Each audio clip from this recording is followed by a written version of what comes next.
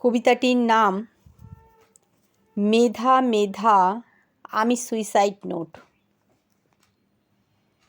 কবি সুজান মিঠির লেখা। পাঠ করছি আমি সুচরিতা দাস।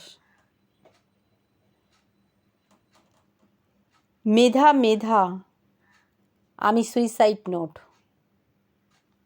রেজাল্ট হাতে মুখ গোমড়া করে বাড়ি ফিরছিলাম। দু চোখে টলটল নদী, প্রথম হতে পারিনি।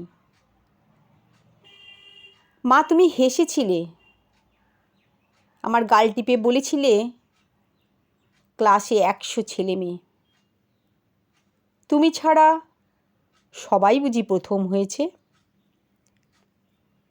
নিমেষে আমার নদী বাতাস হয়েছে। খিলখিল করে হেসে উঠে বলেছি পরের বার আরও পড়ব। সত্যি বলছি। না, কোনো দিন কোথাও আমি প্রথম হতে পারিনি। অঙ্কে, ইংরাজিতে, ভূগোলে কোনো দিন মেডেল পাইনি। মাইকে আমার নাম ঘোষণার পর হাততালিতে ফেটে পড়েনি স্কুলের মাঠ। আমার মা আমার কানে কানে বলেছিল সবাই বুঝি মেডেল পেয়েছে।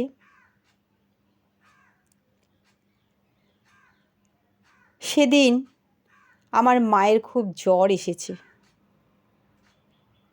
আমি আমার আদর নিয়ে দাঁড়িয়েছি।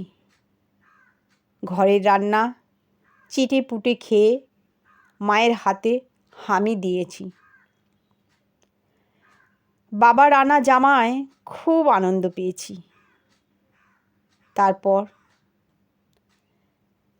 তারপর বড় হয়ে যখন বন্ধুরা চান্স পেয়েছে মেডিকেলে, ইঞ্জিনিয়ারিংয়ে,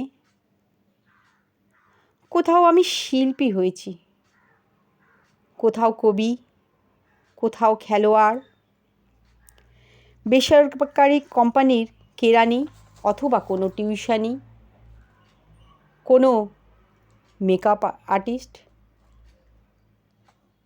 কিংবা সরকারি ও অন্যান্য চাকরির চেষ্টা করেছি। কে বলেছে আমি ব্যর্থ হয়েছি? বন্ধুদের কাছে হেরে গেছি, সুইসাইড নোট লিখছি। কে বলেছে আমি মরে গেছি? আমি ভালোবেসেছি। রাস্তার উপর পেতে রাখা অন্ধকার হাতগুলোয় আলো ঢেলে দিয়েছি যতটা যেমন পারি। মায়ের কোলে মাথা রেখে বলেছি মা গো, এর বেশি স্বাদ আমার যে নেই। আমি যে বড়লোক নই মা। মা আমার মাথায় স্নেহের হাত বুলিয়ে দিতে দিতে বলেছে সবাই বুঝি বড়লোক হয়? কেউ কেউ ভালো লোকও হয় রে, হয়। কে বলেছে? সবার মাই প্রথম হতে বলে, 100-য় 100 পেতে বলে। সুইসাইড নোট লিখব ভাবার আগেই আমার মা গরম ভাতের ওপর সুখ ঢেলে আমায় ডাকে, কই রে, বেলা হলো যে, খাবি না? নমস্কার।